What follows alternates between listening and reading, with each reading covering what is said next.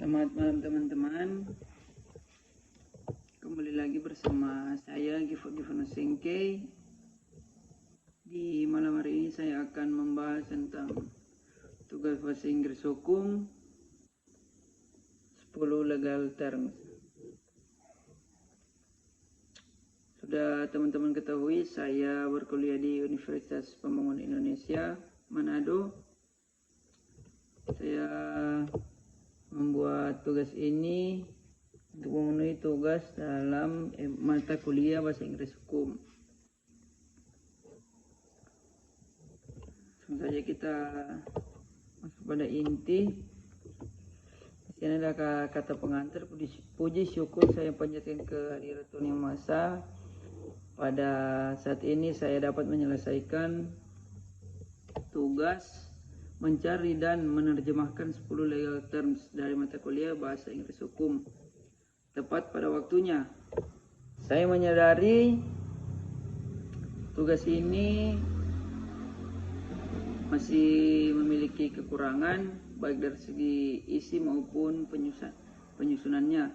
Oleh karena itu saya mengharapkan kritik dan saran yang bersifat membangun untuk menyempurnakan tugas ini. Saya berharap tugas ini bisa bermanfaat bagi teman-teman mahasiswa khususnya dan setiap orang yang membacanya. Sebelum dan sesudahnya saya mengucapkan terima kasih. Jadi yang pertama-tama kita harus mengenal dulu apa fungsi dari bahasa Inggris hukum. Di sini fungsinya yang lebih menekankan pada suatu kapasitas hukum, di mana hukum sendiri bersifat mengikat dan mutlak. Kebutuhannya akan suatu bahasa pun juga akan memiliki karakter yang sama. Bahasa Inggris sebagai sebuah bahasa hukum memiliki fokus yang dimaksudkan sebagai suatu media efektif dan tepat pada sasarannya. Langsung saja kita masuk dalam 10 legal terms. Di sini yang pertama kita akan mengetahui penggugat dalam bahasa Inggrisnya plaintiff.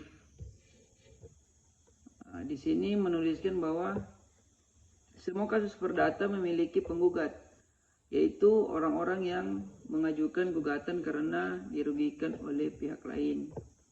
Dan yang kedua di sini ada permohonan awal atau dalam bahasa Inggrisnya initial pleading. Initial pleading ini sebagian besar tuntutan hukum dimulai dengan pembelaan awal yang dapat berbentuk seperti petisi, pengaduan atau aplikasi. Permohonan ini mengidentifikasi aktor yang terlibat, alasan tindakan dan bantuan. Ketiga ada layanan proses atau service of process. Di sini kita mengetahui bahwa service of process terjadi ketika pembelaan awal diberikan sebagai pemberitahuan resmi kepada pihak lain, mendapatkan dimulainya proses hukum. Dan yang keempat sini ada permohonan responsif atau dalam bahasa Inggris responsive pleading.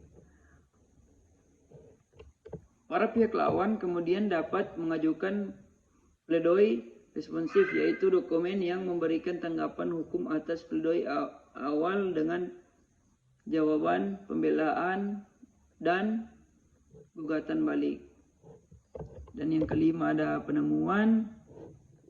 Penemuan adalah proses hukum penting yang memungkinkan semua pihak untuk meminta dan mengumpulkan informasi tentang suatu kasus melalui deposisi dan pertukaran dokumen.